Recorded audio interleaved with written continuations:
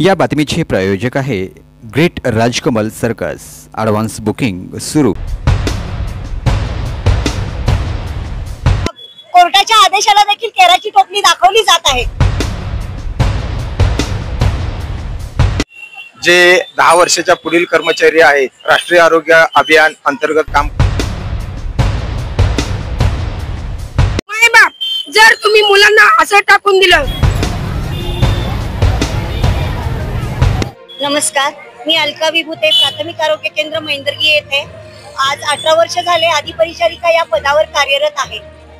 शासन निर्णय 14/3/2024 रोजी निघाला खरा, त्याबद्दल मी शासनाचे प्रथमतः आभार मानते। पण त्या शासनाने अजूनपर्यंत आजतागायत आमची अंमलबजावणी केलेली नाही आणि शासनाने लवकरात लवकर जोपर्यंत शासन निर्णय होत नाही तोपर्यंत समान काम समान वेतन देण्यात यावे। आणि या कालावधीमध्ये बऱ्याच माझ्या बंधू भगिनी मृत्युमुखी पावलेल्या आहेत, त्या लोकांना न्याय देण्यासाठी शासन आपल्या स्तरावरून काय मदत करेल यासाठी आमची मागणी आहे। त्यानंतर 10 वर्ष व 10 वर्षाच्या खाली लोकांनाही मानधनवाढ, EPF यासारख्या असंख्य अडचणी आहेत, त्या लवकरात लवकर सोडवाव्या। आणि मला शासनास एकच कळकळीची विनंती आहे की कोविड सारख्या महामारीमध्ये आम्ही आमच्या कुटुंबाची व जीवाची पर्वा न करता आम्ही अक्षरशः आपल्या घरची लोक सुद्धा आपल्या कुटुंबाच्या माणसाला स्पर्श करत नव्हती। अशा कंडिशन मध्ये बंधू भगिनींनी त्यांना सहकार्य करून त्यांचा जीव वाचवण्याचा प्रयत्न केलेला आहे।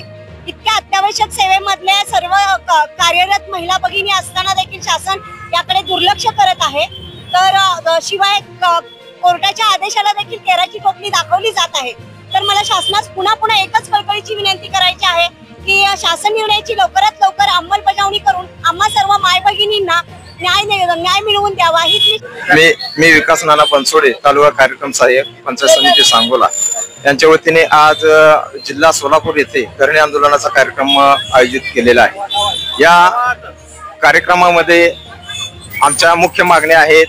जे 10 वर्षाच्या पुढील कर्मचारी आहेत राष्ट्रीय आरोग्य अभियान अंतर्गत काम करणारे कर्मचारी आहेत, त्यांना सेवेत सामावून घेण्याविषयी शासनाचा 16 महिने JR होऊन अद्यापपर्यंत या कर्मचाऱ्यांना न्याय मिळालेला नाही। त्यामुळे हा धरणे आंदोलनाचा कार्यक्रम आयोजित केलेला आहे। जोपर्यंत शासन सेवेत सामावून घेत नाही तोपर्यंत हे बेमुदत धरणे आंदोलन चालूच राहणार आहे। त्याचप्रमाणे आमच्या एकूण 18 मागण्या आहेत। आतापर्यंत आमचे कर्मचारी एक 10 ते 15 दगावलेले आहेत, त्यांना सुद्धा न्याय मिळावा या उद्देशाने हे धरणे आंदोलन आहे। आणि 10 वर्षाच्या आतीलही कर्मचाऱ्यांना त्यांच्या मागण्या मान्य होण्यासाठी हे धरणे आंदोलन आहे। सर्वांनाच या धरणे आंदोलनाचा फायदा होणार आहे। 10 वर्षाच्या आतील आणि वरील कर्मचाऱ्यांनाही याचा फायदा होणार आहे। परंतु शासनाला जेव्हा जाग येईल तेव्हाच हा कार्यक्रम नियोजित होणार आहे। मी NRHM अंतर्गत राष्ट्रीय ग्रामीण आरोग्य अभियान अंतर्गत एक स्टाफ नर्स LHV म्हणून काम करते। माझी नियुक्ती 2007 पासून झाली असून तेव्हापासून आम्ही दिल्ली प्रसूती असू द्या, बालमृत्यू असो, अर्भक मृत्यू असो, आम्ही 2007 पासून आज तागायत 2025 पर्यंत काम करतो।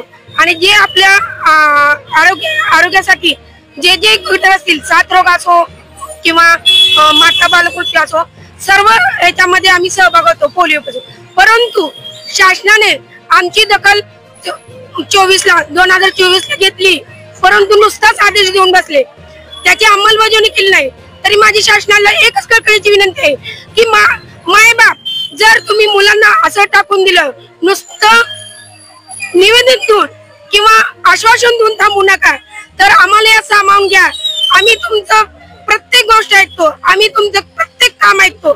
तर कृपया करून आमची विनंती आहे की तुम्ही आम्हाला समायोजन करण्याची तारीख आणि वेळ आणि लेखी देण्यात यावं, तोपर्यंत आमचा हा बेमुदत संपणार नाही, ही एकच विनंती शासनाला आहे।